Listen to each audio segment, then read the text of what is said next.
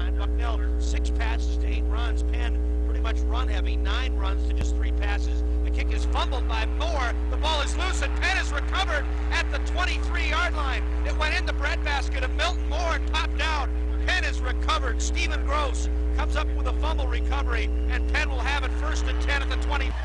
And the Bison now in a precarious position, leading by 6, giving the opening kickoff away to the Quakers. Any worse? You couldn't start any worse than that right there. Bill Moore feels horrible. He tried to be aggressive and catch that ball and run, but it was such a high hang time that Penn was able to get down there almost simultaneous to him being there and catching the football. Went right through his hands, and Penn was able to. 2 guys are hurt on the play. One of them is Terrence Parham for Bucknell.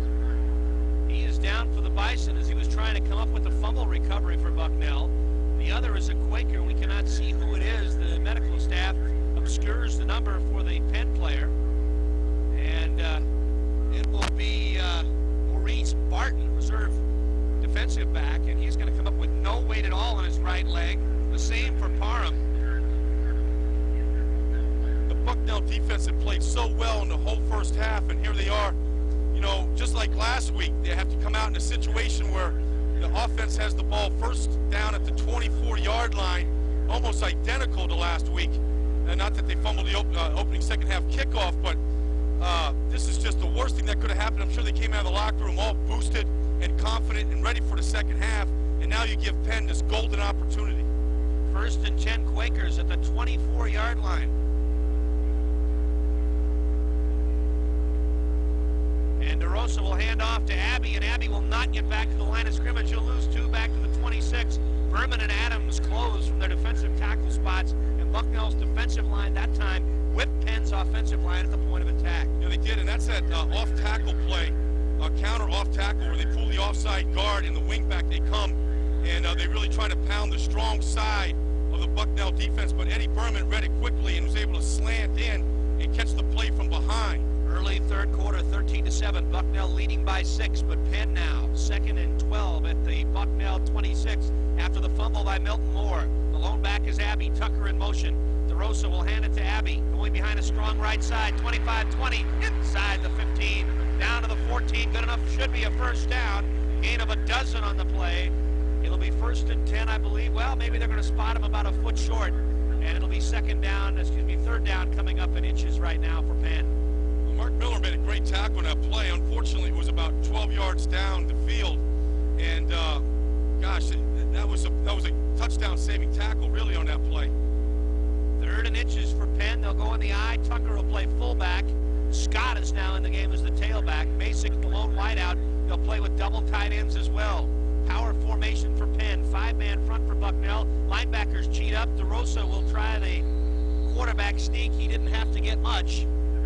And it'll be interesting to see where they spot it. I think he will be short of the 1st down. It should be 4th and inches where they put the football.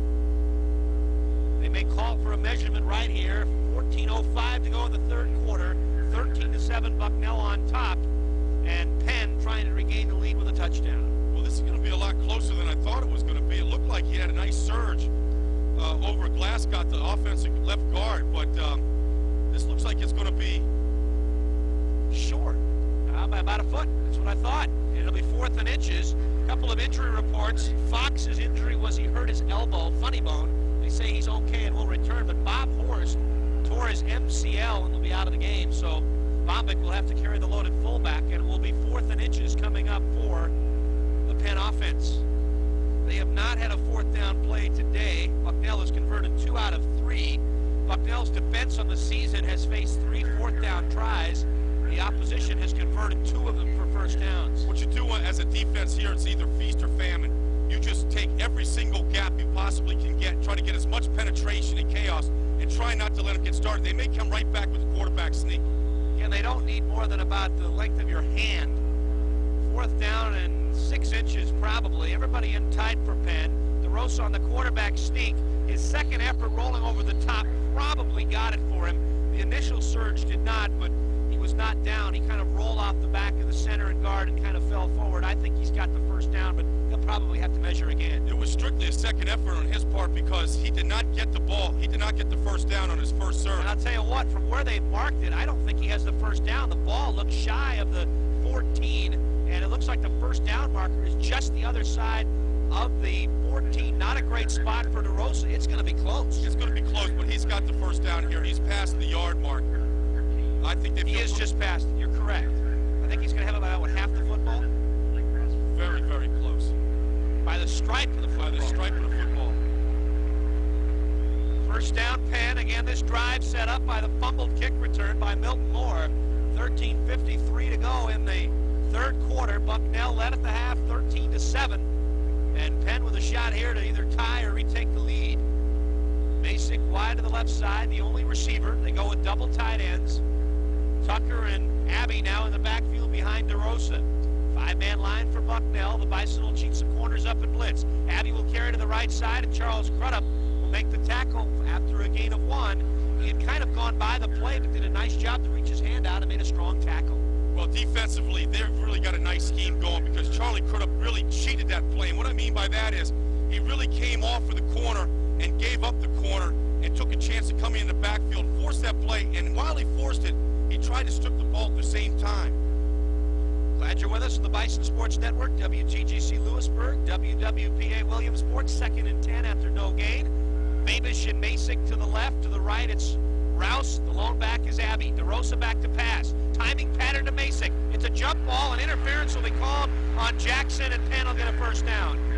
Jackson was the defender behind Masick. Jackson at 5'8", Masick at 6'4", and Jackson kind of bumped him a little bit in the corner, and the yellow hanky is out on the ground. Well, it's an automatic call when you face guard the wide receiver like that. The unfortunate thing about that is the ball was overthrown. I don't think Masick could have caught the ball, even if there was no interference on the play. So it's like they're just giving it to him right here. First and goal at the 2 now. So Penn will get a first down on a penalty 2 minutes into the third quarter. Again, that's a great call because Masick had 6 inches on Jackson. You might want to try that play again, although Masick is not in there on this snap of the ball. Thompson, the only wide receiver, wide to the left. Tucker now and Scott are in the backfield in the offset eye. DeRosa under center. 7-man line for Bucknell. DeRosa to Scott, flag down, and that could be a big holding call against Penn. He lost probably 1 on the play. Scott did, trying to go to the right side, the short side of the field, and it will be a hold against Penn. So now it'll be first and goal, probably from out around the 13.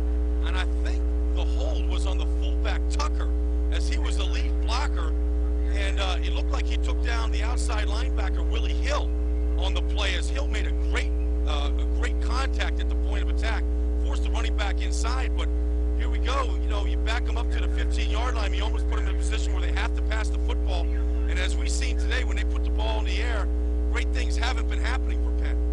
Scores of some other games. Lafayette leading Columbia 10-3 at the half. William and Mary, one of the tougher teams left on Penn's schedule, up 14, 21-7 at the half over in-state rival VMI. Masick and Fabish wide to the left. Rouse to the right. The lone back is Abbey. It's first and goal now at the 15. Bucknell will blitz. DeRosa on a draw to Abbey. There's no one there. 15, 10, 5. He'll score, being untouched. Great call by Penn with the draw against the blitz. It was much like Jim Fox's run last week against Princeton, where he ran for 29 yards. There was a vacuum on the left side, and Penn has tied it at 13. Yeah, they blitzed there, and they just ran right by it. It was an opportunity to really make a play right at the point of attack, but on the blitz, they just came blinded, and were able to split it, and Abbey was able to almost walk in the end zone. On for the extra point will be Greathouse. The score is tied with 12:38 to go in the third quarter. Bucknell running a player on late. They only had 10 on the kick block team. But Penn was not ready to snap it, and now flags are down. And I think Bucknell is going to be penalized because the person didn't come out of the huddle. They came on late.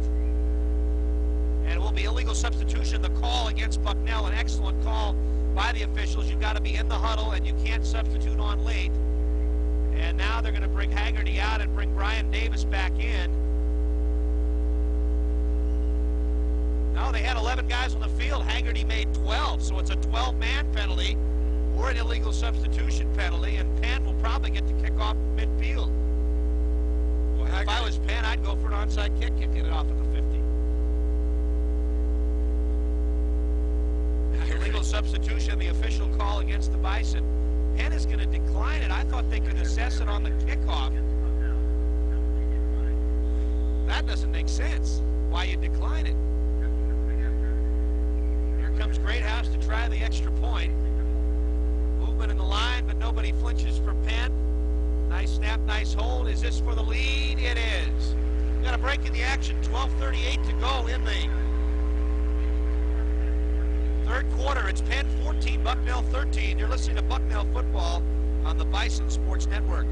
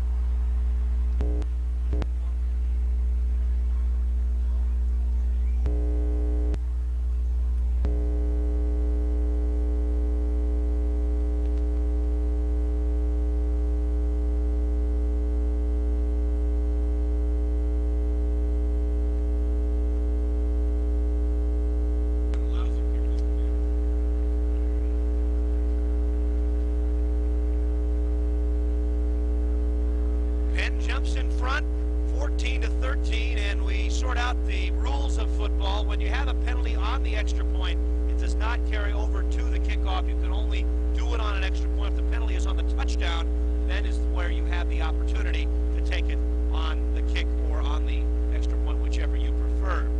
Penn will kick off, and it's a high kick. Perkins is going to field it 2 yards deep in the end zone, and think about it, and then down it, as Perkins came in for Parham on the return because Parham has been hurt. Why couldn't have Doug Miller done that on the opening second half kickoff and started at the 20 rather than the fumble and letting Penn get the ball first down at the 24? Huge turnaround in this game, but now the pressure's on Bucknell's offense to really come out and get it going from the beginning, and it's good to see that Jim Fox will be returning as a starter here in the second half. This game has had everything. We've had some turnovers, we've had some great defensive plays, we've had some good catches. 12 minutes and 38 seconds to go. We've got a heavyweight champ, if you will, on the ropes, and a challenger trying to knock him off. 1st and 10 at the 20 for Bucknell. Backs in an offset eye. Bombick in there as Horst is out with a knee injury. Fox play fakes, looking deep, going down the middle to Noteboom. Oh, it's knocked away at midfield by Kevin Allen, who knocked it out of Noteboom's hands and may have bumped Noteboom as well, but no call. Great play action fake by Jim Fox as the entire defense sucked up to the run. But I thought there should have been some pass interference on Allen as he looked like he was grabbing Noteboom as Noteboom stretched for the ball. And I think Tom Gadd has a few choice words with that umpire right now. Bucknell breaks the huddle. It's 2nd down and 10 at their own 20. Bucknell down a point, 12.5 minutes to go in the third. The lone back is Lemon, 3 wide receivers. Fox back to pass. Blitz comes. Throws it right side, and Noteboom, who makes a fabulous catch for the first down. Stretched out the diving catch at the 31, and Fox under pressure delivered it, and Noteboom comes up with it, and it's a huge first down. Big first down because they get him out of Penn's defensive territory there. And the thing that's changing right now in this Bucknell offense is they're changing from being a running team to a passing team, maybe throwing the ball to set up the run. Again, Bucknell passed 6 times, ran 8 times on first down in the first half. They have a 1st and 10 here at their own 31. No motion right to left. Hand off to the tailback, Lemon. Lemon left side. Little stutter step. Gets his way out across the 35 to the 36. It'll be a gain of 5 on first down. And Bucknell will look at a 2nd and 5 coming up. You can get yourself that 5-6 yards on first down, Brian. You've got so many more options to pick for him on 2nd down. That was really a very pretty sight for Bucknell if you're a fan, because Rich Lemon was able to make that cut on the move into the hole, pick up 6 yards. They're in a pass-run situation now on 2nd down. Penn can't really play either one. Sikowski and Noteboom both wide to the right on a quick count. They hand off to Lemon again. Lemon will get a couple of more to about the 38-yard line, where Bucknell will have a 3rd down and 3 to go for a first down. Play went over the left side. Donkers and Gay leading the way. Tom Foley, the big nose guard, kind of got in the way to stop things for Penn. And Patrick Jansson, the freshman from Sweden, has been going the whole way here at right guard. I was talking to Norris Wilson, the offensive line coach, and he said that he really wanted to see what he could do, but he was probably going to spill him or spot him a little bit today, and as of yet, that hasn't happened. Marius Misiak and George Hogan have traded off a little at right tackle. Of course, Lennox, Donkers, and Gay, the three seniors, have gone all the way on the other side of the line. 3rd down and 3. Blitz for Penn. Fox back to pass. Fox will be sacked. No, he won't. He gets out of the grasp. Going back, throwing it right side for the sidelines, and he'll be knocked down after he threw by McGarity and also by Allen. And Fox did a nice job that time to avert a 10-yard loss and got it away to avoid the sack. Well, he did do a nice athletic job there of coming out of the grasp and continue on and trying to make a play. The wide receivers really at that point have to uncover. They've got to come back to the football. They can't continue to keep running the routes. They've got to come back and give Jim some help. And Fox had no one to throw to it, threw it to the bench. 4th down and 3, double safety, Lyons and Fabish back to return the Rich Miller kick. Snap by Lennox, bounces to Miller, but no rush. Miller catches it and gets a pretty good kick. Fabish will get it at the 23. Come up the middle, and he'll be met by Ed Berman and Jack Boyle. He'll get a return of about 4 to the 29, and a 38-yard kick for Rich Miller. Penn will start at decent field position at about their own 30-yard line. Rich Miller did an excellent job of averting some dangers. That was a very, very low snap. It bounced back to him, and he had to rush his kick as he was under pressure. Got off a great kick, and really a nice job covering the punt by the punt team. 10:38 to go in the 3rd quarter. Penn leads by 1, 14-13. Led by 6, 13-7 at the half. DeRosa has Penn, 2 receivers to the left. The lone back is Abbey. He'll carry to the left side, get around Willie Hill to the 30, to the 35. Jackson and Miller will push him out of bounds, but it'll be close to 1st down yardage. We'll call it a run of about 8 yards. It'll be just short of a 1st down, and Penn will have a 2nd and 2 coming up. Yeah, I don't think the fiery defensive coordinator, Dave Katulski, would be too thrilled with Willie Hill in that play. He had a chance to bring him down at the line of scrimmage, and his job is to force that running back inside. He wasn't able to do that. 2nd down and a long 2. 10.5 to go in the 3rd. DeRosa looks at his wrist for the play. Thompson, or check it, that's Rouse to the left side. Masick wide to the right side. Again, 1 back. Bucknell will blitz. It's a handoff to Abbey. Abbey in traffic, trying to bounce to the outside. Gets around Boyle, trying to get around Crudup. Cuts inside. Gets across the 45 to the 46. Has the 1st down. A gain of 8 on the play. And Abbey did a lot of that on his own. The hole closed down with the blitz. And went to the outside and made a couple of nice moves for a gainer. Well, Abbey hasn't really carried the ball very much prior to today, but he looks like he should be the featured back in his offense. That was all his athletic ability. And on 2 plays in a row now, Bucknell's defense has not been able to come up with the stop at the point of attack. And right now, that's Mike Haggerty coming off the field.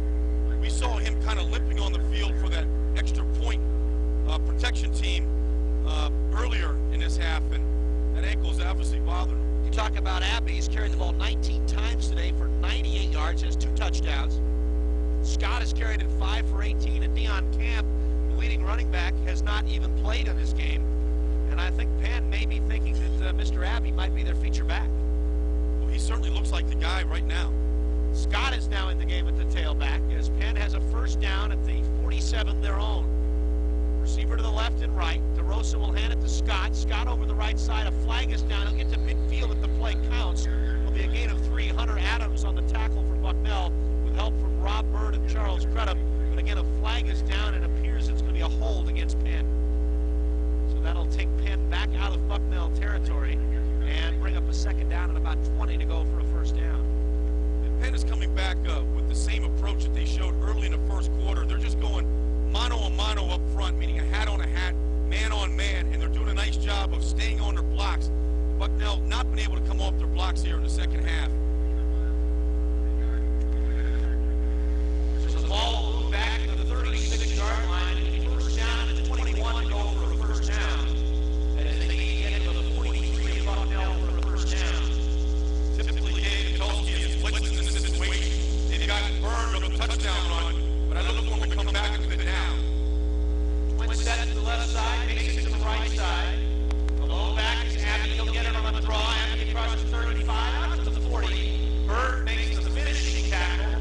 Wait to see if he gets up to the bottom. It's the first guy to get to Amon Abbey. It may have been Ed Berman and Pat Beagley who were on the bottom of the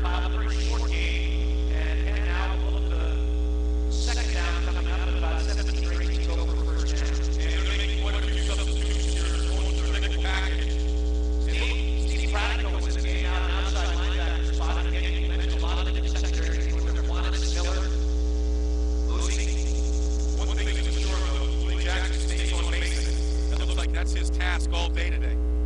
Second down now and 17 to go for Penn. Back to pass is DeRosa over the middle, throwing it to Fabish. Did he trap it or did he catch it? It is trapped, says the official on the far side. Incomplete, 3rd and 17 coming up. Well, it's a great situation for Bucknell here to try to make a play, as I look for them to blitz again or try to do something to throw DeRosa off his rhythm. 9 minutes to go in the third quarter. Penn by 1, 14-13. I think it's time for Hunter Adams and Ed Berman to kind of turn things loose here.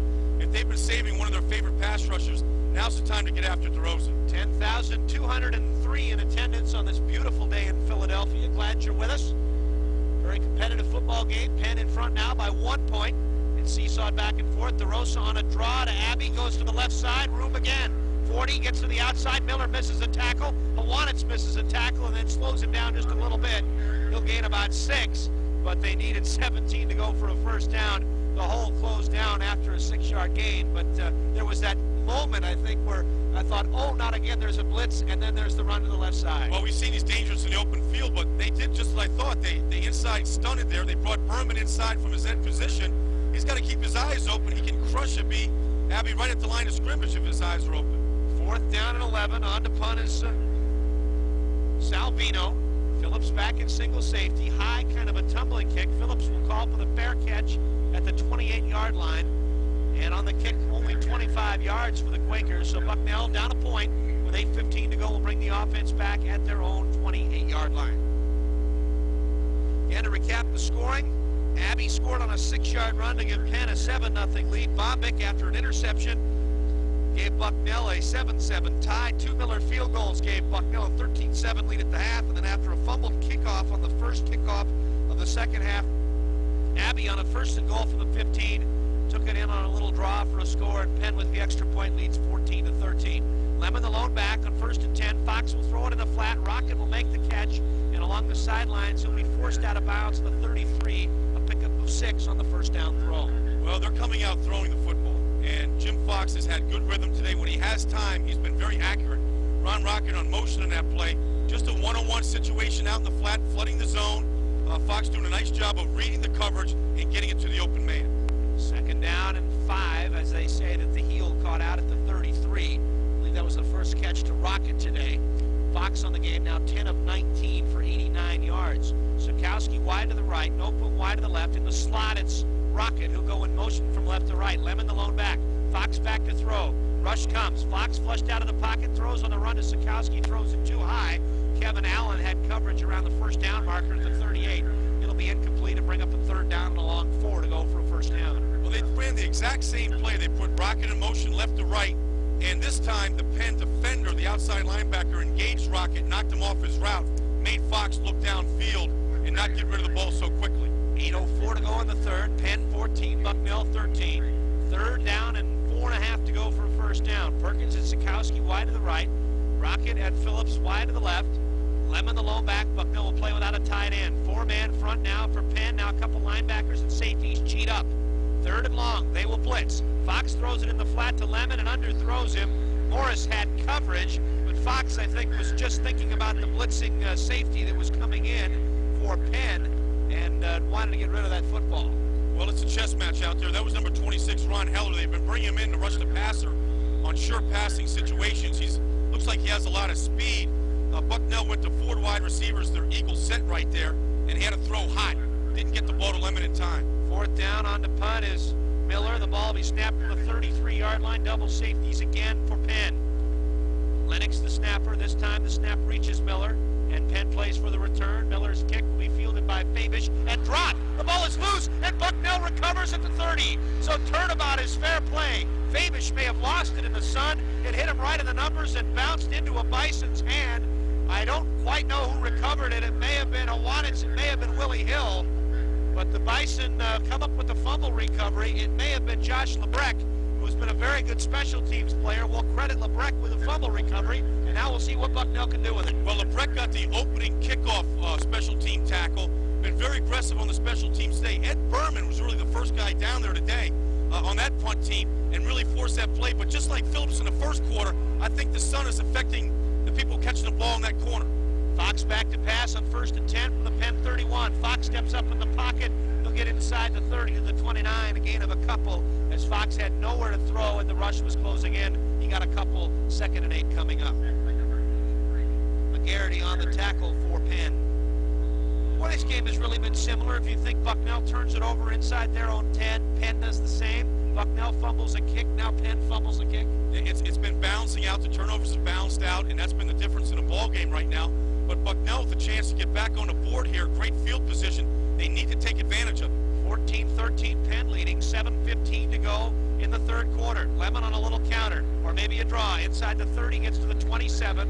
On the tackle for Penn was cornerback Laren Robinson. Bucknell will have a 3rd down and 5 coming up. It's odd looking at a Bucknell offense and seeing Rich Lemon as kind of the decoy guy or the changeup when he's usually such a featured part of this offense. But Bucknell really doing a nice job of trying to take the run away, especially on 1st down, forcing Fox to go to the air. 3rd down and 6 coming up for the Bison. Very big play. Bucknell on 3rd downs in the 3rd quarter, after they were just 1 out of 10 in the first half, are 0 for 3. 6:35, 6:34 to go in the quarter. 3rd down and 6. Fox back to pass. Fox going down. He'll be sacked on 3rd down. And I'm sure you at home can guess, but it's Tom McGarity once again. I think he's got 3 sacks and is now closing in on 15 for his career. Well, I don't know, is Tom McGarity playing for Bucknell? Because it looks like he knows all of the plays, and he's been beating Miziak very, very badly over on the right side, not giving Fox any opportunity to get rid of the football, and you just can't take a sack in that situation, though. You start off, you got the ball at the 28-yard line, you're in position to kick a field goal. Now Fox will come on for the pooch punt. He's averaging 35 yards a kick. All of them they've downed inside the 20. Lions back in single safety as Penn leaves their regular defense on the field. Fox's kick is going to drop into the end zone, and instead of downing him with a chance in the 10, it'll touch back, come out to the 20, and Bucknell misses a golden opportunity on the fumble recovery on the punt. They get nothing out of it. Penn has the football back. I don't agree with that decision. I don't agree with the decision for Fox to pooch punt. He's not the regular punter. You're punting from the 40-yard or 35-yard line. You want to put that ball inside the 20. You don't want to let Penn start with decent field position when you can really pin him down. Go with Rich Miller, sideline or directional punt the ball, and make sure you down it inside the 20 someplace. Penn now has a chance to start in decent spot. 5:44 to go in the 3rd. 14-13. Penn is in front. DeRosa has gone all the way at quarterback. Penn will open with double tight ends, 1 back. Abbey gets it on the play fake. DeRosa will throw, and Hunter Adams, once again on that little roll, is right there to knock it down. That's at least 3 today for Hunter. That is 3 knockdowns on Hunter Adams, and it's because he's playing very sound and very disciplined defense. That is an effective play that they ran the 1st quarter, but they really haven't had much success after the 1st quarter, as Hunter Adams done an excellent job of staying home. Isn't that players and coaches making adjustments and Hunter Adams basically understanding what's going on? It's definitely an adjustment being made on the sideline for them to eliminate that play. 2nd and 10 now for Penn back at their own 20. This time Abbey will carry up the middle. Abbey will get maybe to the 21 before he's gang tackled by a lot in white for Bucknell. Rob Bird was there along with several others. Brian Davis in there at inside linebacker. Hunter Adams, Willie Hill, Ed Berman. Again, 5 or 6 were right there. And now Penn with a 3rd down conversion of their own coming up. 3rd down, and we'll call it 9 to go for a 1st. Penn defense has played outstanding today. They've had a couple injuries. Haggerty's been in and out, and they've been rotating on the defensive front, but whoever's been in there so far has played very well. This is a very, very big play in this ball game. 3rd and 9 with 5 minutes to go in the 3rd. Penn leading by 1. We'll see if Bucknell will blitz and some movement. Now instead of 3rd and 9, it'll be 3rd and 14. I believe it was Matt Julian that kind of twitched a little bit on the right side, the right guard. And Penn will have to convert for 5 more yards than they would have a second ago. This does not look like a poised football team, a team that's won 23 games in a row, 2-time defending Ivy League champ. This looks like a team that wasn't ready to play football today, and now we're sputtering to try to get some momentum and some confidence back. Penn on the day is just 2 out of 10 on 3rd down conversions coming in. They were only at 26%, so they have not done a very good job on 3rd down. They must convert a 3rd and 14 here.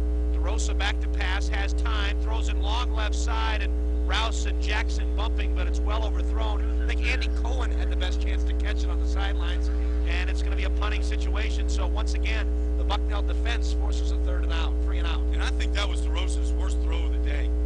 3rd and 14, you've got to make a play, and that ball wasn't even close. He may have been trying to get rid of it, but there was no pressure on him. He had plenty of time back there in order to find an open receiver. DeRosa just 1 out of his last 9 throwing the football. He has completed 7 of 17 for just 70 yards. Salvino's punt will be fielded inside the 50 by Phillips. Try to come to the near side. He'll get a couple. McGarity and Van Meter on the tackle, but Bucknell will start in excellent field position inside the 45 at the 43. And the Bison with a chance here again, starting in good spot after a 30-yard kick. You know, after the Bucknell defense was on the field for so much of that first quarter, they've just had a valiant effort out here today in keeping this game this close. And right now, Bucknell with a terrific opportunity, great field position to get some points on the board. 14-13 Penn with 4:30 to go in the 3rd quarter. Paxson an offset eye, Nopum to the left, Sikowski to the right. It's a toss right side to Lemon. Lemon will get 3 to the 40-yard line. 2nd and 7 coming up. Lemon looks like he is beginning to explode a little bit, and maybe as he gets the pitch, can take things into the hole and get one. He's been close a couple of times, probably 6 or 7 times close to breaking that tackle and going a long way. That was the first time that they utilized the pitch today, was to the short side of the field and to the weak side of the offensive line, meaning away from the tight end. And it was a nice quick crack that he was able to get through. 3 wide receivers, Lemon the lone back, Bob Beeler along with Brian Baldinger here with you from Franklin Field in Philadelphia.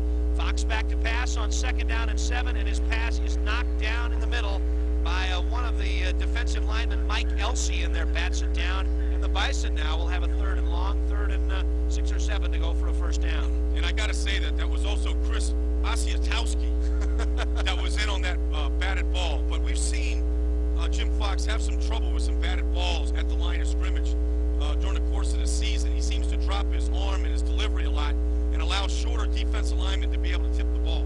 3:51 to go in the 3rd. 4 wide receivers in the game for Bucknell on 3rd down and a long 6. Lemon the lone back. Penn will blitz. Fox back to pass. Hit as he throws, and almost a diving catch over the middle by O.J. Perkins. He was trying to catch it at the 20-yard line, and Fox did a nice job getting rid of it again as he was hit hard as he got ready to deliver. Tom McGarry, number 83, once again. I don't know how many times we're going to mention his name today, but Miziak is having a very, very difficult time, and watching him set on him, he's not getting off the ball enough. He's trying to attack him too much at the line of scrimmage. You need to give a good passer like that a little bit more room. Fox again on to try to pooch punt it. Lions at single safety standing at the 10. Lennox with the pass from center, and Fox will punt it down the field. Lions will let it go. It'll bounce at the 11 on the AstroTurf. It'll skip to the 1, and Bucknell will carry it into the end zone. They almost had a chance to down it at the 1, but once again, Penn will start at the 20 on the touchback. So Bucknell twice starting in Penn's half of the field, and twice they do not get a 1st down and have to kick it away. They're putting a lot of pressure on the Bucknell defense, even though that they're starting at the 20-yard line. They're out on the field an awful lot in this 3rd quarter, and sometimes against a good offense, it's just a matter of time before they wear down and then break down. They're going to have to keep holding up strong here as they're under pressure once again. Penn will send Masick and Fabish wide to the left side. 1 back. And the wing back will go in motion from left to right. Handing it strong to the right side is Penn. Abbey will carry around right end, gets the corner, out across the 25. He'll step out of bounds at the 27-yard line, maybe the 28. 7 or 8 on the run for Dom and Abbey, who's over the 100-yard mark. Last season, he rushed 43 times for 154 yards total. His best game was 80 yards against Holy Cross. He came in with just 30 yards on the season, so easily the best day for Amon Abbey, who is maybe coming into his own this afternoon. Well, that was a good job by the right side of the Penn offensive line, Scott Freeman and Matt Julian, as they did a nice job of really double-teaming Hunter Adams at the point of attack, creating a seam out in the corner. 2nd down and 2 now for Penn. Abbey again the lone back. Bucknell's linebackers cheat up. They'll hand it. Hunter Adams can't quite get him. He kind of holds on to his jersey. Josh Lebeck and Brian Davis finish him off, and I think the spot will be good enough to give him a 1st down. No, they're going to move it just short of the 30. I think just short of the 30. No, they're going to put it right on the 30 and say 1st down Penn. So they do move the sticks. 1st and 10 Quakers at their own 30-yard line. That was a much better. That was the exact same play. Hunter Adams did a nice job of standing his man up at the point of attack, and then Rob Bird came in from the backside linebacker position and cleaned up on Abbey. 1st and 10, Quakers at their own 30, 3:10 to go in the third quarter. Penn will send a twin set to the left side. Again, the lone back is Abbey behind DeRosa. Bucknell will blitz. Abbey will get it, and he'll run right into Pat Feely. Feely will bring him down back at the 25-yard line. Josh Lebrecht was also there, but I think that play was disrupted because the nose guard, Feely, was able to beat his block immediately and get in the backfield. Well, Pat Feely really is an underrated player. He's a very effective nose tackle. And right there in that play, they angled strong, meaning everybody took the strong side gap at the snap of the ball, and he was able to beat the center on a scoop block and get into the backfield early, disrupt that play. Penn now will look at 2nd down and 15 after the 5-yard loss. Jason Scott now in the game at tailback. You've got Rouse going to the left side, the tight end Tonelli on the left, and Masick and Fabish go wide to the right. Again, 2nd and 15. They need to get out to the 40 for a 1st down. DeRosa blitz. DeRosa sacked. Ed Berman and Josh Lebrecht sandwich him back on the 15. It'll be a loss of 10 on the play, and now it'll be 3rd down and a bundle coming up for Penn. Well, that wasn't just a sandwich. That was a collision, as DeRosa's head snapped when it hit the turf right there. One thing that's kind of odd, really, is that the way they use Masick, he still plays way outside the number. What that prevents you from doing is running any kind of an out route. It takes that out. Everything has to be inside. You know where he's going every single time. You know, as a receiver, he has to either go straight down the field or inside. 3rd down now and about 25 to go for a 1st down. Penn will play it safe and give it up the middle to Scott. Scott out across the 25, out to the 28, back near the original line of scrimmage. He'll pick up close to 13, but again, he needed 25 on the 1st down carry, so Penn will have to punt it away, and Bucknell should end up with decent field position once again. Al Bagnoli kind of surprised me on a couple times on 3rd and long today. He just goes for the run, just trying to get some field position. Never tries to make the big play. Phillips in single safety awaits Salvino's punt. It's a tumbling kick. Mike will take it on the 46 and get tackled immediately by Nick Morris. And Bucknell will start it on their own 46. Phillips did a nice job of catching that one in traffic. And Bucknell will start it 1st and 10 at their own 46. On the kick that time, just 26 yards for Salvino. Well, their last 3 possessions, they've had excellent field position. They've either been inside their 50 or close to the 50, as they are here at the 46. And they really should be in a position of putting some pressure on this Penn defense. I see O.G. Perkins down here one-on-one with Laren Robertson. It's a great opportunity to go upstairs. Minute 4 to go in the 3rd. Penn by 1, 14 to 13. Fox back to pass, give it off on a draw to Lemon. Lemon trying to bounce outside, nothing doing. Tim Gage, the linebacker on the tackle, will call no gain on the play for Lemon. Down to 53 seconds and counting to go in the 3rd. Fox getting the signal from Chris Turner, who is the mouthpiece for Craig Maropoulos, way up in the press box on the far side. 2nd and 10 coming up, 40 seconds now to remain in the 3rd quarter. Perkins to the right side, where he goes one-on-one with Kevin Allen. Mike Phillips one-on-one with Robertson to the left side, backs in an offset eye. Fox will play fake to Lemon. Back to pass. Hit again by McGarrett as he throws. And what a catch by O.G. Perkins for the 1st down. O.J. took it away from Dana Lyons. Got hit as he caught the ball. A big gainer to the Penn 40. That was a very, very well-thrown ball by Jim Fox. As once again, he gets sandwiched as he delivers the ball. But he's just shown a resiliency to stay in there, take the hit, and then throw the football. As an offensive lineman, man, I would be back there picking up Jim Fox off the ground and hugging that kid every time, because that's just a valiant, very courageous effort on his part, and a great catch by Perkins downfield. Perkins, one of Bucknell's leading receivers in this game, has now caught 4 balls for 40 yards. And that was the final play of the 3rd quarter. When we return, there'll be 15 minutes to go. Timeout on the field. Penn 14, Bucknell 13. You're listening to Bucknell football on the Bison Sports Network.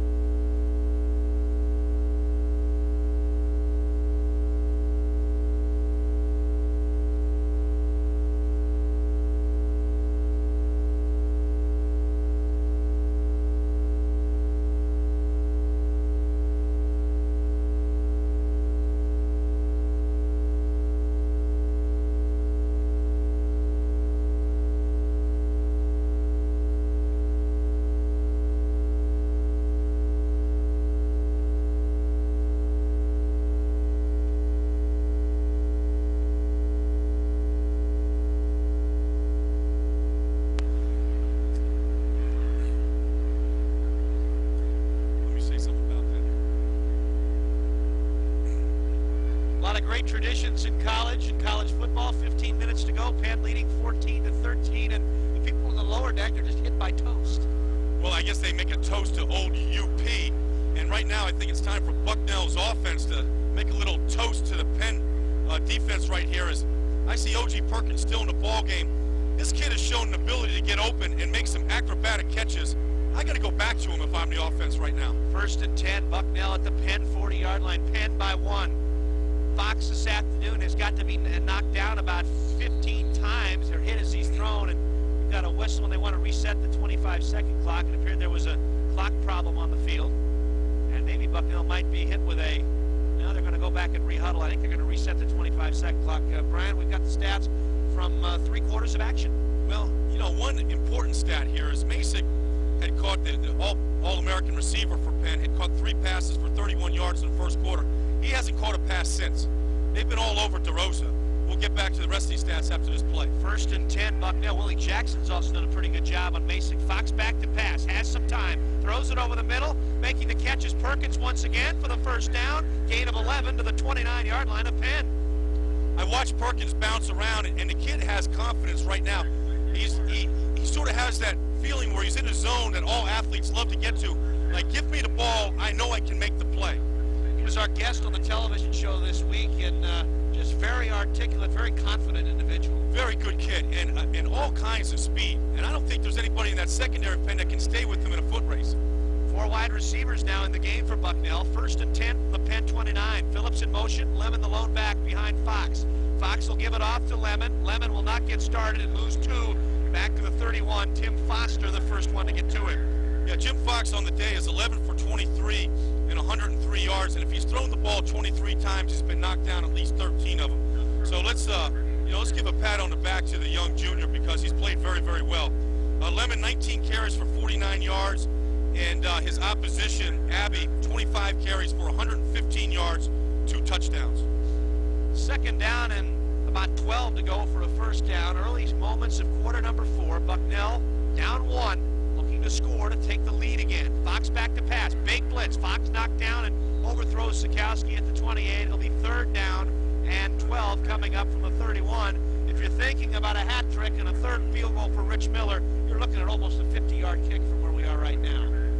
Yeah, I'd say it's a little bit too far right there, and Jim Fox really could have helped himself out. He had John Sikowski on a stop route, meaning he just went down about 6 yards.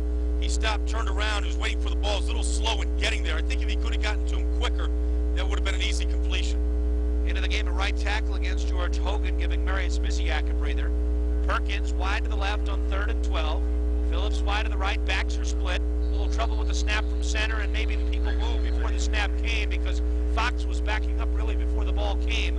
And instead of 3rd and 12, it'll now be 3rd and 17 as the Bison hit with a procedure penalty. Well, either Lennox was too late snapping the football or Fox was too quick getting out of there because everybody else, was reacting accordingly.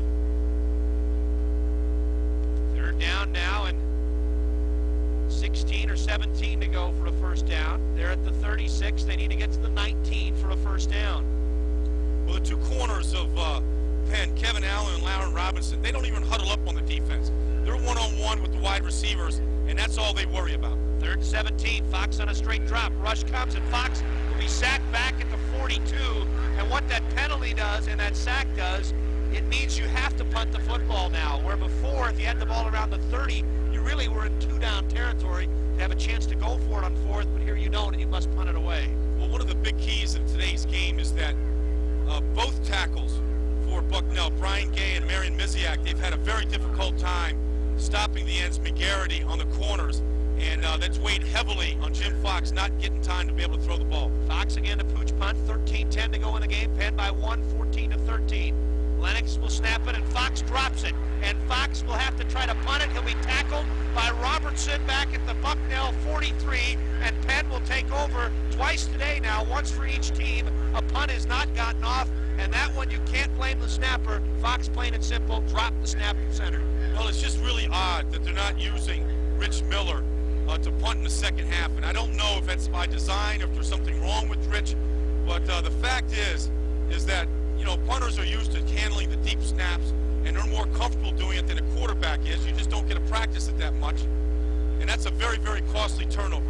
It doesn't go in the books as a turnover, but it really is, because Penn has the ball now on their best field position, if I'm not mistaken. We'll check that out, but I think Penn has their best field position by a long shot in the second half. Abbey will carry. Berman will make the tackle, a gain of about 3, 2nd and 7.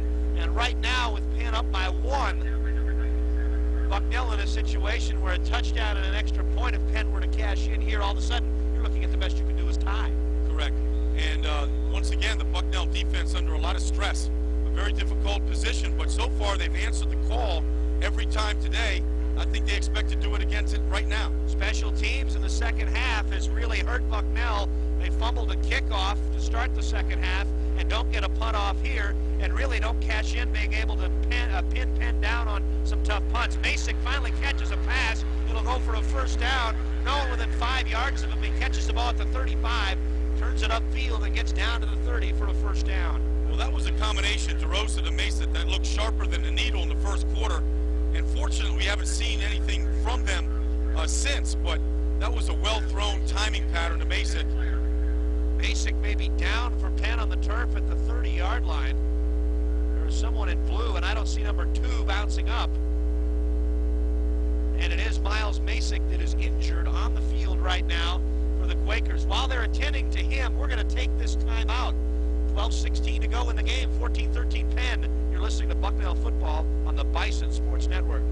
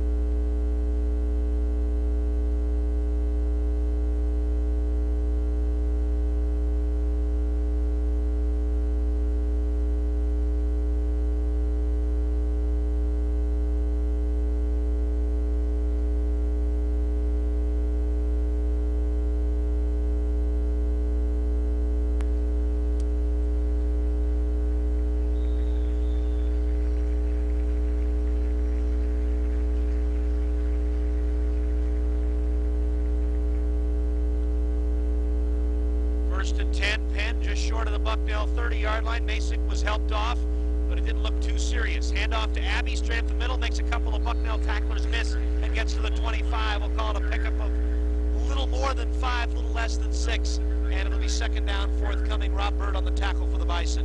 Yeah, and that was an inside blitz there by Brian Davis, number 43, and he had a shot to make that play at the line of scrimmage, and once again, Penn just been able to elude the blitzer and pick up some good yardage when Bucknell has blitzed. 11.5 minutes to go in the game. Penn by 1, 14-13. Second down and a long 4 to go for a first down. DeRosa back to pass. Big rush. Hit by Berman as he throws. Flag is down. Rouse may have pushed off Jackson because he was back of him by 5 steps. And the flag is dropped at the 10. I can't believe Jackson would be called because he was trailing the play. Well, it looked like Jackson. I saw the route develop, and it looked like Jackson pushed him. Illegal chuck early? Late down the field, that he bumped him at about the 10 before there was a separation from the wide receiver. They're going to technically call holding against Jackson. So an automatic first down for Penn. It'll be 10 yards, and they should have it first and 10 at the 15. But after holding him, Rouse got behind him, and if the ball was on the money, that could have been a touchdown for Penn. Well, it was a nice recovery by Jackson, and Jackson's upset with the call because I think he thinks it was just incidental contact, and it wasn't anything that he forced or initiated. First and 10, Penn now at the 15. The Bison defense has to hunker down here because Penn in front by 1 and driving again. Abbey the lone back. Wing back is Tucker, the tight end Tonelli on the right side, twin set. Rouse and Fabish, as Masick is injured, they're on the left side. Hand off to Abbey. Abbey breaks into the secondary, and the hole will close down in a hurry at the 10, but he'll pick up 5. Second and 5 coming up on the tackle for the Bison, Mark Miller and Brian Davis. Well, I've been watching the doctors attend to Miles Masick in between plays, and they just went through the whole battery of tests they use when a player has his knee sprained or twisted, and he looks like he's all right. It looks like that he's going to try and shake this thing off. He'll probably be back out there. Second down and 5. Penn has run the ball almost every down on first down. passed it maybe once in this half on first down. Second down and 5. Little sprint draw to Abbey. Abbey will be knocked down at the line of scrimmage. Miller is from a safety spot, knifed in there to kind of slow up things, and Berman and company finished him off. I tell you, Mark Miller is an aggressive guy, and he wants to get into the action, play in the paint, so to speak. And he's the one that forced that action and brought Abbey down for almost no gain. 14-13 Penn, 10-15 and counting to go. It'll be third down and 5. The ball at the 15. Penn needs to get to the 10 for the first down. Twin set, Fabish, and now Masick is back on the field. He'll go wide to the left, Rouse wide to the right. The lone back is Abbey as DeRosa goes under center. Bucknell with a 4-man front. They will not blitz this time. DeRosa will throw it underneath to Masick, makes the catch at the 7. He will not have the first down. Lebrecht and Bird make the tackle. Miller also there. It'll be 4th and 2, and a decision for Al Bagnoli, and he's going to send the kicker on Jeremiah Greathouse, and he's got to do that to give himself a 4-point lead. Well, that was a banjo defense, meaning there was help between Lebrecht and Willie Jackson out there in the corner as they doubled Miles Masick right there, and even though he was able to get open and make the catch, they tackled him immediately, and that's what we were worried about all day. 23-yard field goal from the middle of the field. Greathouse is 2 for 2 on field goals this season. His long 36, again, this is 23, and Greathouse's kick is up, and it is good. So Penn will extend the lead to 4 on the 26-yard field goal by Greathouse. We've got a break in the action, 9:13 to go. Penn now leads 17-13. You're listening to Bucknell football on the Bison Sports Network.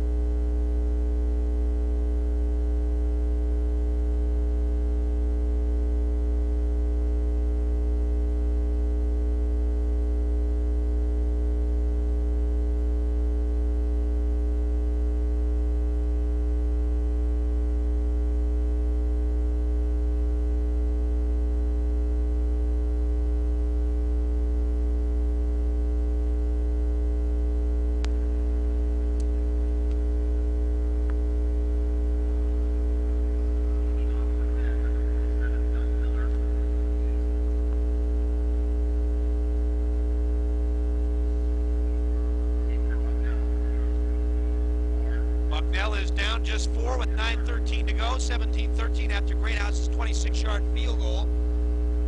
7-play drive. It took a little over 3.5 minutes off the clock.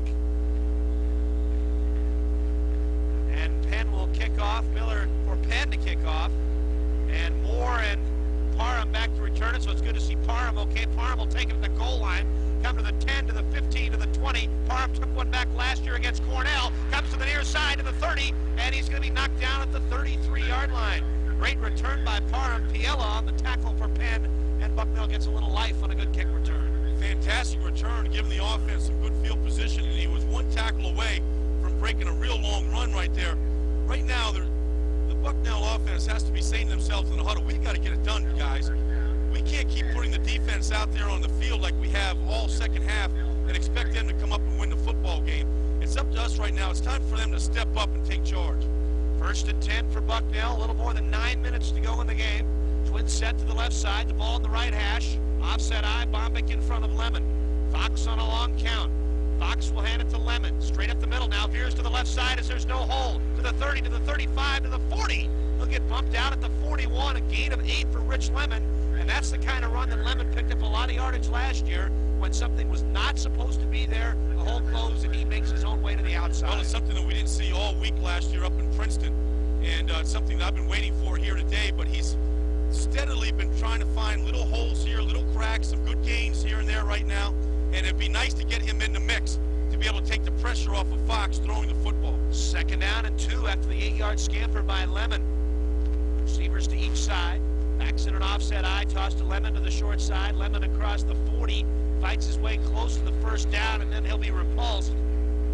Making the stop was Mike Elsey there for Penn. He got the first down, and that's good to see because that takes some pressure off the offensive line when they can run 2 plays and be able to pick up 11 yards, move the chains, keep that defense, that Penn defense out there on the field, put them under pressure. 8:40 to go in the football game. Penn 17, Bucknell 13. Sikowski to the left, Nopum to the right. Bombick and Lemon behind Fox. Penn with a 5-man line. Fox looking over the line, calling out the play. Fox back to pass, give it off on a draw to Lemon. Lemon tries to fight his way back to the line of scrimmage, but Penn is there. Mitch Merrow, the first one to get to him for the Quakers. Tom Foley also there. That play never developed. The defensive line was ready for that draw. It didn't develop, but it was a good play because they've thrown a lot on first down, and I think Penn was getting in the rhythm of really coming after the passer. So a draw play is a way to slow him down. But this is the most important drive of the year. If they can effectively work this drive down the field and get a touchdown, they can win this football game. Sikowski to the left side, Nopum to the right, Lemon the lone back. Fox back to pass, looks left side, pulls it down, now being chased. Fox gets away from the pursuers. Fox will try to throw it long right side, and it's intended for either Grimm or Nopum. Nopum may have turned an ankle as he'll hobble off the field. Fox threw it into about the second row here at Franklin Field to avoid the sack, and it'll be 2nd down and 10 coming up. Excuse me, 3rd down and 10 coming up. Fox is a lot more elusive than people would think by watching him move and react, but he really does get away from a rush quite a bit. He's had a lot of practice at it today. He's had a lot of practice, and he really did a nice job of trying to buy some time right there. Really, the receivers have to work harder at getting open when the play breaks down like that. They teach you to come back to the quarterback. 3rd down and 10. 3 receivers. Lemon the lone back. Fox on a straight drop. McGarity came in untouched. Fox is still standing, and now he'll go down after scrambling for a gain of 1. Foley and Allen on the tackle.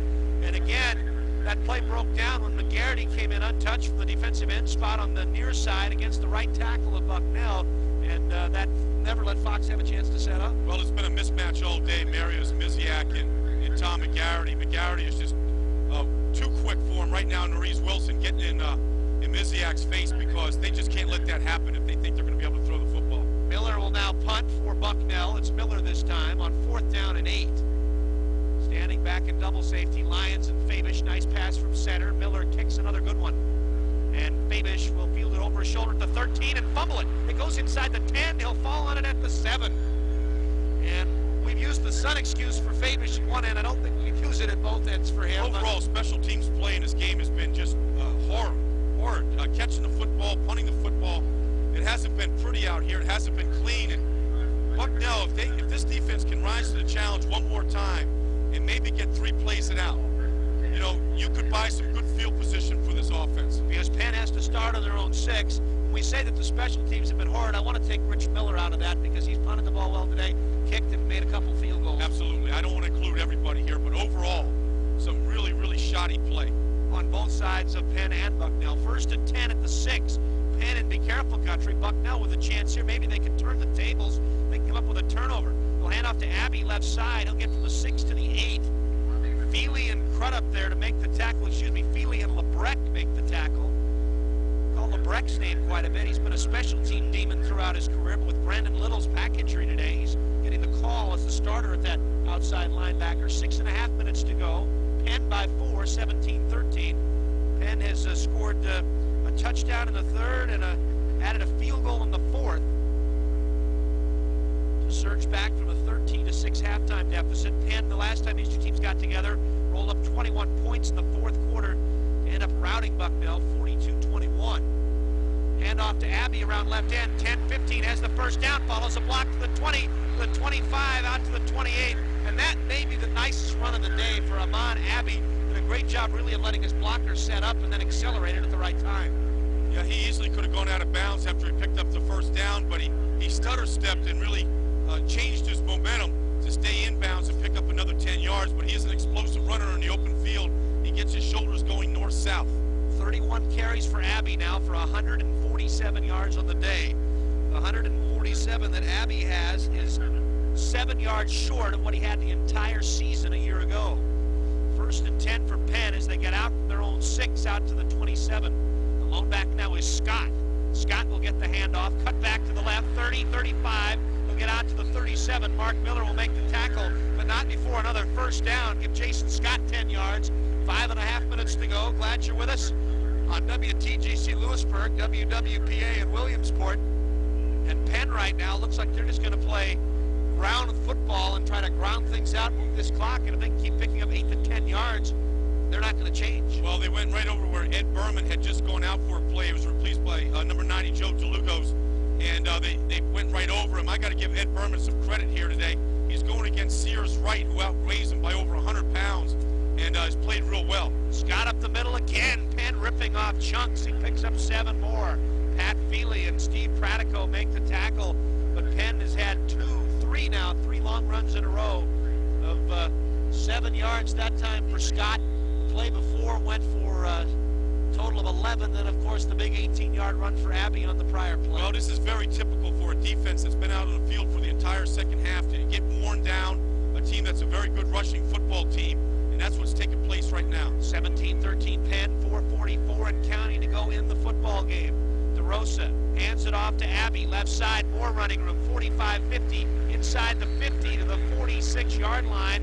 Another pickup of nearly 10 yards for the Quakers, and this is very simple football, but very effective football. Well, it is simple and it is effective, and the reason why is because the offensive line right now has slowly, throughout the course of this game, worn down the Bucknell defensive line, and they're just not getting off blocks as quickly right now. But one thing I will say is that Bucknell is really going after the football here. Their tackles, when they are making them here, are really going after the football. And don't be surprised if one of these balls coming out of Abbey's hands or Scott's or somebody gets stripped. Players shaken up for Penn. No timeout is called, but the officials are choosing to take a water break, not only for both teams, but for themselves. And the Bucknell defense appreciates that right now, as they could use an extra gasp of air. 4.5 minutes to go. Penn has moved it from their own 6 to the Bucknell 47, where they have it 1st and 10. Babish will go to the right side, Masick to the left. The lone back is Abbey. They'll play with a tight end and a wing back. 4:15 and counting to go in the football game. Bucknell down 4. The Bison will blitz. DeRosa to Abbey. Abbey cannot get upfield. He'll lose a couple. Andy DeRemus in there at a nose guard, giving Pat Feely a break, knifed in there to make the tackle. And the key is Andy DeRemus was fresh and was able to fight his way through. Well, they've been rotating DeRemus and DeLugos in there, trying to keep some guys fresh. And right now, if Bucknell has a big play left in them, it's time to pull it out of the hat, because you can't let Penn right now continue to wear them down and eat up the clock. They got to get the ball back. 3:45 remaining, a loss of 2 back to midfield.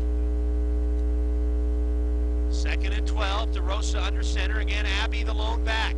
Bucknell's linebackers cheat up. They will not come. Well, one of them will come. DeRosa throwing it for Masick. And again, Willie Jackson knocks it away. Mark Miller came over for double coverage, and it's incomplete. The ball held up, and that was actually a break for the Bison defenders. They would knock it away.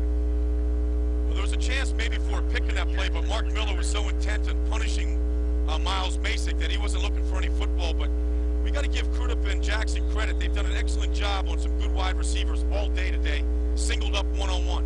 Am I being too dramatic if I say this 3rd and 12 is one of the biggest plays in the game? We've said it a few times already today, but undoubtedly they're not going to get another opportunity like this. Bison defense needs to hunker down here and force a punt. Only 3:29 to go, 17-13. The Bison will blitz. It's a draw to Abbey, and this time they're home. Willie Hill stayed at home and made the tackle. Pratico and Berman came in to help out, and it's a 4th down with 3:19 and counting to go, and the Bison have forced a punt.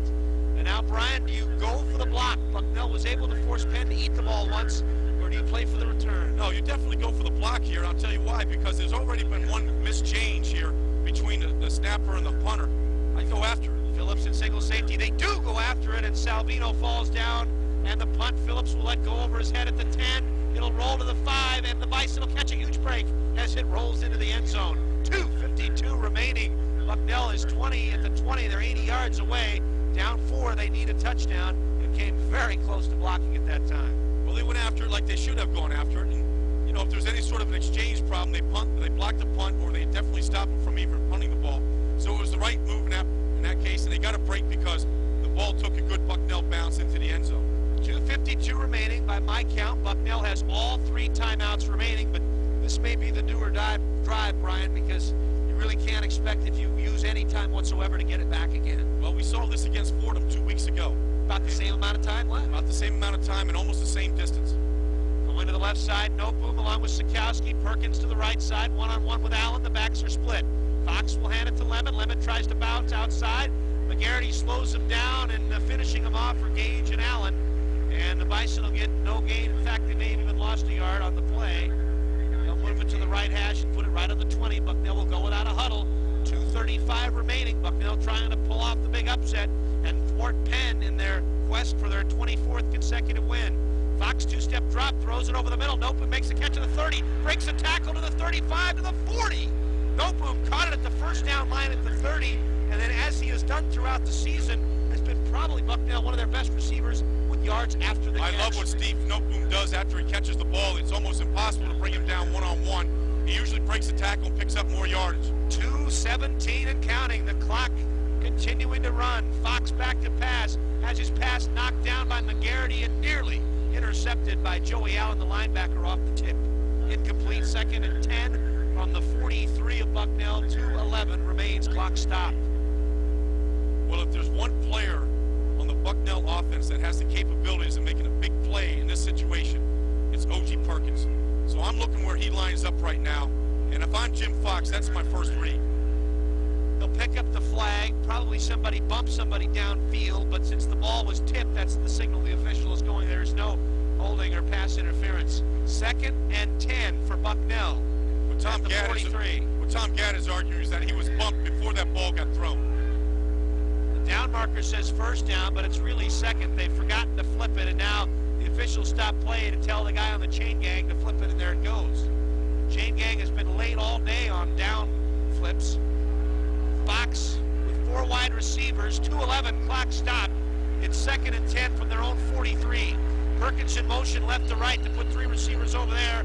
Whistle and a flag, and it appears somebody moved early for Bucknell. And instead of 2nd and 10, it'll be 2nd and 15. Well, it's a good thing they stopped that play and threw the flag, because Miziak would have gotten beaten right out of the blocks by McGarity, as he's just laid off the football right now. You might as well just stay in a 2-point stance, not even get down, because he's slow getting out of his stance. And it's giving McGarity the advantage. And you're really not going to be surprising him on 2nd and 10. You're going to throw the ball. They're throwing the football right now. It's the only thing they have. The only thing they have in the arsenal right now to get the ball 63 yards for a touchdown. Phillips Noteboom to the right. Perkins Phillips to the left. Lemon the lone back. Fox under center. 2:10 remains. It is 2nd and 15. The ball back on the Bucknell 38. Fox back to pass. It's knocked down by McGarity at the line again. And if we were going to vote for a player of the game for Penn, I don't think there's anybody's name on the ballot but Mr. McGarity on this defensive team. Well, one thing they can do is they can leave a back in, or maybe even a tight end in, and knock McGarity off before he gets started, and not put so much pressure on Miziak, because it's been a mismatch all day, and it's not fair to keep him out there one-on-one with a guy that's as experienced and talented as Tom McGarity. 3rd down and 15. 4 wide receivers. Lemon the lone back. 2:07 to go, but down's more of a problem than time. Fox back to pass. He's scrambling. Fox steps up in the pocket. Fox is going to run it. 40. Gets a block. 45-50. He's got the first down. 45-40. He's pushed out of bounds. Jim Fox should have been tackled by 5 Quakers in the backfield. How they missed him, I don't know. But Fox scrambles for the big gainer. It's 1st and 10 Bucknell at the Penn 38. And there's an offensive lineman down hurt. I think it's an offensive lineman, but give John Sikowski credit for a great downfield block, which gave Fox an opportunity to turn a corner. It's a center, Scott Lennox, who will hobble off. Maurice Wilson, the offensive line coach, and Steve Zinder, the trainer, out there to help him off. Looks like maybe an ankle for Lennox. Minute 55 to go. Clock stopped. 22 yards on a scramble for Fox, and what a 3rd down conversion. Well, it's a play that they had to have, and for the 2nd week in a row, Jim Fox has the longest gain from scrimmage for a rush of any Bucknell player, and it's simply because the guy has an uncanny sense to be able to avert danger when so many people are hanging all over him. 1st and 10 for Bucknell. 1st and 10, Bucknell at the 38 of Penn. Minute 55 to go. Fox back to pass. Hit as he throws. Gets it out to Noteboom, who makes the catch and rolls out of bounds. The fact that he made the catch for 1 yard wasn't that important. The fact that he got out of bounds after making the catch to stop the clock, very important. Well, that was the most important thing, stopping the clock. And I see that Dominicus is a left-handed snapper. So the ball comes up a little bit different to Jim Fox. I just don't want to have any sort of exchange problems at this point in the game.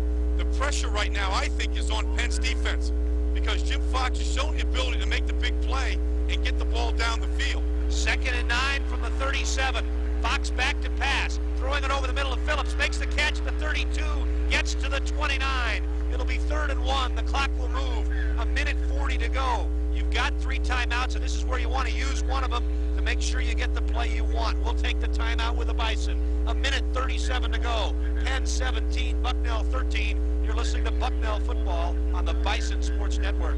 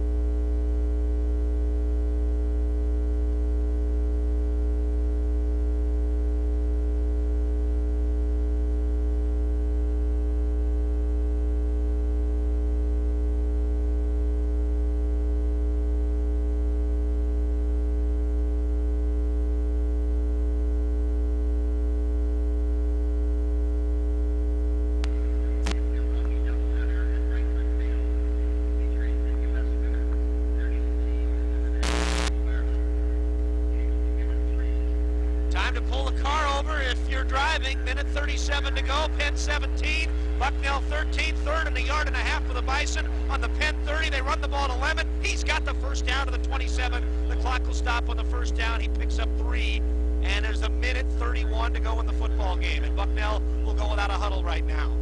Penn on the ropes with their 23-game winning streak.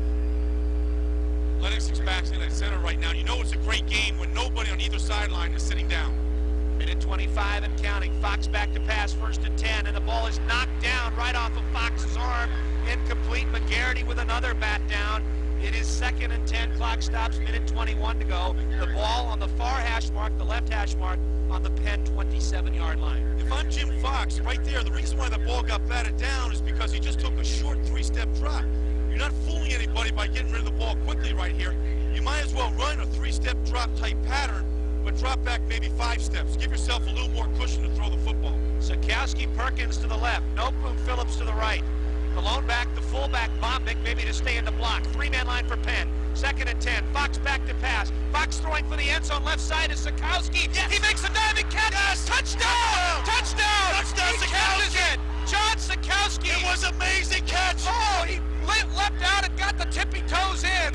Leapt out the catch of the year, and an incredible throw. But the Bison now will have to kick off from their own 20 because they'll be hit with a celebration penalty. It is 19-17.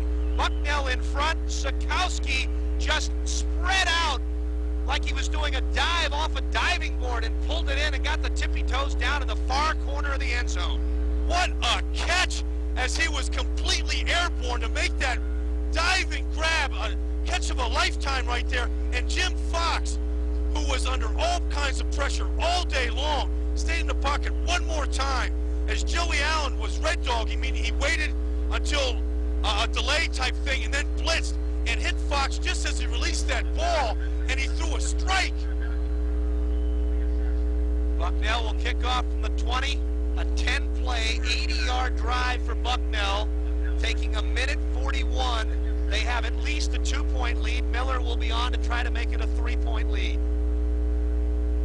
Wow, that play from Fox to Sikowski, you couldn't imagine anything more exciting than what you saw right there, Brian. It was, he had only one step, and I think that the cornerback was it Robertson? Was it Robinson? I think it was Robertson. He had one step on him. Their ball couldn't have been thrown in any other place on the field for that catch to take place.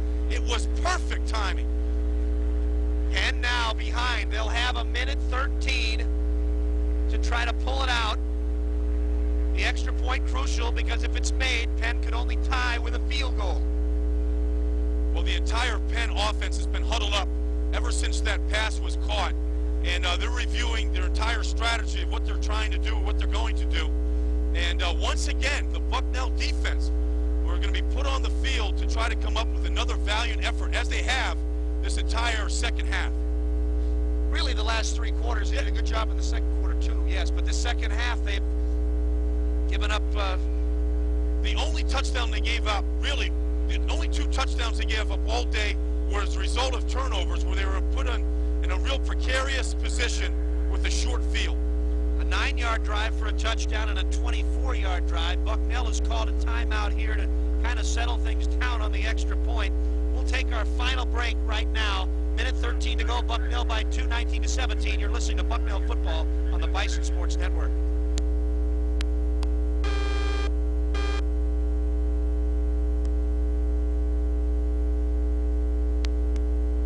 Heath, are we still on? The superior team kind of gives those little flat. You let a team hang around, and then you make a play.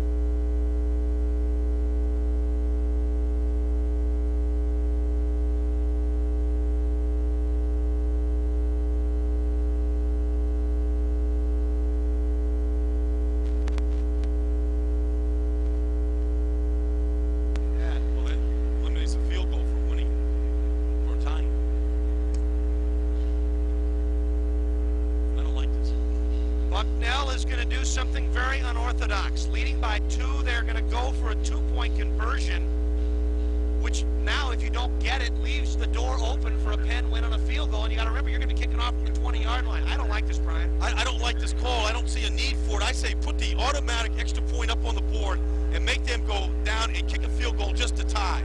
Don't give them the option that now, psychologically, we just got to get the ball to the 20-yard line. We got an automatic 3. They're going to go for the 2-point conversion from the 3-yard line. 4 wide receivers. Perkins in motion from left to right. Fox stumbles and goes down, and now it's a 2-point game, and that second-guessing door is left a little bit ajar. And you know what? I'm just watching the entire reaction of the Penn sidelines. The whole offense has been huddled up now for about 10 minutes ever since the catch. And right now, they just exploded like, okay, we're going to get great field position. We just have to go down and kick a field goal. We can do this. It gave them confidence.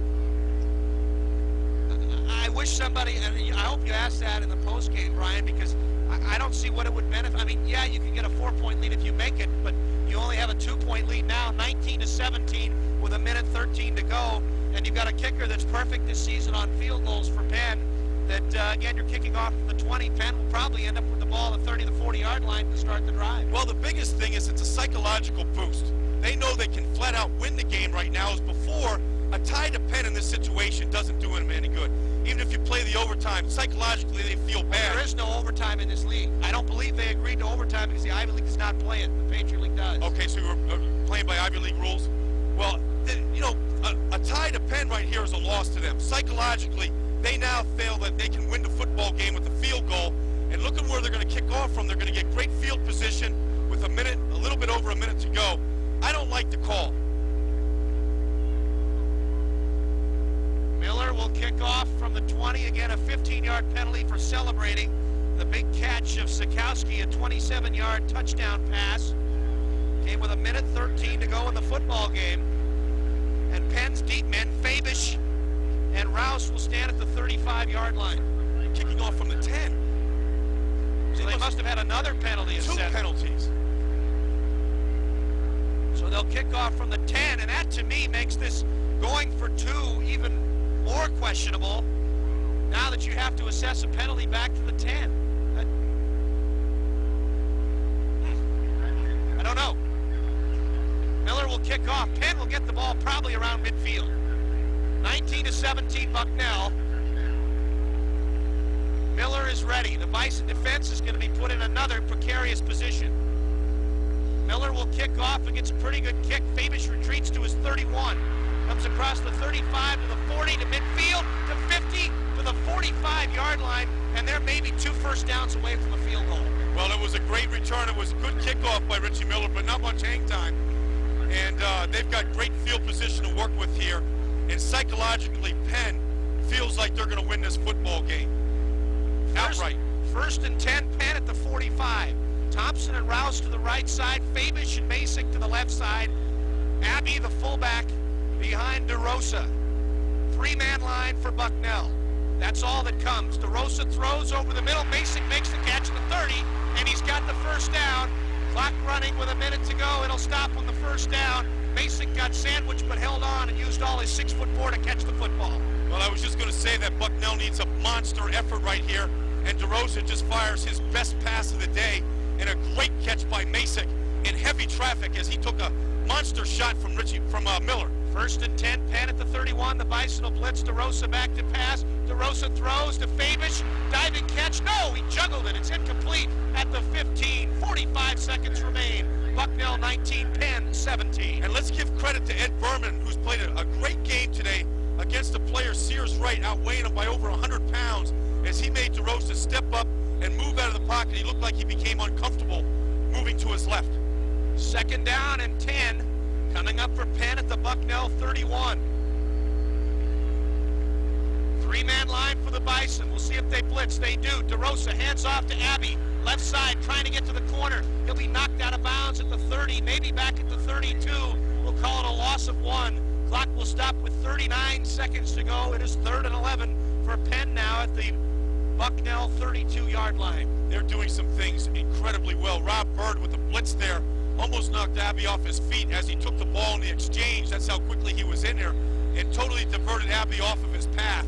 And now a critical situation for Penn as Bucknell's put him in a deep 3rd and 11 situation. Penn will call timeout. I believe that'll be their first timeout that they have called in the second half. They have 2 left with 39 seconds to go. 19-17 the score. Bucknell in front on the catch by Sikowski. If you're looking at a field goal right now for Penn, it would be 50 yards right now for Greathouse. You'd have to think that they're going to have to go for it if they don't get it here on 3rd down. Well, there's something about that name that I've been looking at all day, Jeremiah Greathouse. You know, it's just something about that name that almost sounds magical. I hope not for Bucknell fans, but something about that name where you really have to do some great things to live up to it. Both teams are huddling. Penn spent the timeout. 39 seconds to go. 3rd and 11. Penn on 3rd downs today has not been overly good. Don't want to jinx him, but Penn is 0 for 8 on 3rd downs in the second half. 0 for 8, and even if Penn gains 8 to 10 yards, it creates a 4th down situation, and they got to go for the field goal. You're looking at a distance of over 40 yards. And his long career-wise is 36. It's the first year he's kicked. He was a backup last year. He's a sophomore on the roster. 39 seconds to go. Bucknell in the nickel and dime package. Thompson and Rouse to the right. Masick and Fabish to the left. Abbey the lone back. They'll play without a tight end. Well, All-American football players become All-Americans because they make great plays. And Miles Masick, if he is a true All-American, DeRosa's going to be looking for him in this situation. Willie Jackson has played big, huge all day. 3rd down and 11. Bucknell is going to spend a timeout. That will be their last timeout. 3rd and 11 at the 32, almost a basketball-like. Let's see how they line up and call timeout. Well, you know, Dave Katulski has done an excellent job calling this game today. And they've been knifing and angling and blitzing all day, and it seems like they've just been missing by hairs here and there, which has given Penn some pretty big plays. But they're not going to run the football here. This is going to be a situation where they want to make sure they've got the perfect pass defense up. Take Masick out of the offense and make them go someplace else where maybe they're not most comfortable or maybe they're not most familiar. 39 seconds left. Bucknell 19, Penn 17. The 23-game winning streak on the line right here. Last week it was Lemon's 17-game 100-yard rush streak snapped, and maybe it'll be the big win snap today. You know, one big indicator of how good teams are is how they play against great teams. And right now, Bucknell today, this is a good indication of what this team is, playing their best football of the year against the best team they might play all year. 3rd and 11 at the 32-yard line. Penn needs to get to the 21 for a first down. DeRosa back to pass, over the middle to Abbey, makes a catch at the 30, sprinting to the sidelines. He'll get knocked out at the 22 or 23. It'll leave Penn with a 4th down and about 2. Clock stops with 32 seconds to go. Do you try the long field goal or do you go for it? I think with 32 seconds left, well, they're going to bring the field goal team out here. It's a touching decision. Actually, they marked him out at about the 34, so it's really 4th and 3. And Penn is going to try the long field goal on turf for about 41 yards, basic to hold. It'll be just inside the left hash. 32 seconds to go. If it is good, Bucknell will have some time remaining. Greathouse to do it out of Masic's hold. 41-yard kick. Snap the hold. The kick is up. The kick is going. It is heading there, and it is good! Greathouse makes the 42-yard kick. Fedor was left open by the Bison coaching staff by going for 2, and with 27 seconds to go, it is Penn 20 and the Bison 19. A flag is down. Penn will be called for the celebration penalty, but Penn nails the long field goal. And the kick is good with 27 seconds remaining. I'm stunned like all of Bucknell is stunned right now. What an opportunity to win this football game today. Never a better opportunity, and really a couple of critical things quickly, Bob. One, the celebration penalty, kicking off from the 10-yard line. That seems almost ridiculous. How can you penalize somebody twice for that type of behavior? What are you supposed to do when somebody makes that kind of reception, that kind of catch under these circumstances on the road? You can't just stand there on the sidelines and just pretend like nothing great has just happened. And then, of course, I think the really bad decision, and we hate to second-guess anybody, but we took a look at that decision while it was being made to go for 2 in this situation. It just gave Penn a psychological boost that if they got in field goal range and were able to kick it, they could win the football game outright. Agreed. 27 seconds to go. Bucknell will play it without timeouts. And that's why they've won 23 games in a row. They find a way to come back at the end, and they may have found it right here. Well, as well as the Bucknell defense played all day, and even on that last series, they played great. This Penn offense had huddled up for 10 minutes. They had reviewed their strategy. They probably talked about how they came back to beat Cornell in the last game last year. That was a confident team that took the field. They did just enough to give their field goal kicker an opportunity, and he made the play of his life. 27 seconds to go. Penn 20, Bucknell 19. Penn will kick off from the 20 as they get hit with a celebration penalty. I want to find out how Bucknell was penalized twice for celebration penalties. I've never seen or heard of such a thing. But it was an injustice because it gave him another extra 10 yards of field position, and that's the difference in this game right now. Of course, if you're up 3, you wonder if Penn would have gone for the field goal to tie, or whether they would have, I think they would have gone for the win with their streak in a non-conference game. Non-conference game, the streak, they don't gain anything by tying Bucknell. Penn will kick off. It'll go to Moore on the 20, far side, 26 seconds to go to the 30. Great tackle by Penn special teams. Knifing in was Bruce Rossignol to make the tackle, and Bucknell has 23 seconds remaining. This is a sham. This is a sham. Bucknell played well enough to win this football game today. They made some great plays. Take nothing away from the overall effort. 1st and 10 for the Bison. They'll need to pull something out of the bag with 23 seconds to go. Perkins, Noteboom, and Rocket wide to the right side, almost in a Big Ben type formation. They have no timeouts remaining, the ball at their own 33. Bombic the lone back. Fox back to pass. Fox steps up, heaves it right side, and Noteboom will make the catch at the 45. It was held up. No one from Penn, I think, even knew where the ball was on the near side. 16 seconds to go, and now Bucknell at least will have a chance at a Hail Mary in the end zone.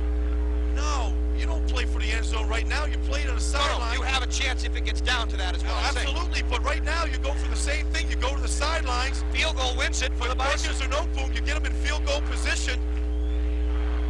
It's too bad they used up all their timeouts. They can't stop the clock. They've got to use the sidelines. 44-yard line, 16 seconds remain.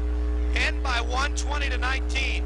Phillips and Perkins to the left side. Noteboom and Sikowski to the right.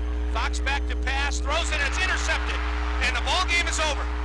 11 seconds to go. It was floated over the middle, intended for Phillips, and Penn intercepts at the 38-yard line. And the winning streak will go to 24 games. Coming up with the interception for the Quakers was Maurice Barton, a nickelback in there for Penn. I think it was the only bad pass by Fox all day, and once again, you know, they were just hanging all over him as he threw that football, but not a bad call to try to throw underneath, get the ball on the move, and hopefully, you know, get it to Nokboom, let him run out of bounds, stop the clock, take another crack at it. 20-19, Penn in front. They'll fall on it. Bucknell with no timeouts remaining, and the ball game is over, and Bucknell will fall to 2-2. Penn will go to 3-0, and more importantly, 24 games in a row. They had them knocked out, but couldn't finish it off. Well, I guess if you do win 24 games in a row, you've got to pull a couple out of your hat, and you've got to make some outstanding plays at the end to do it. You know, a field goal kicker whose longest kick prior to this was 36 yards comes up with a 42-yarder to win the football game. You don't expect it,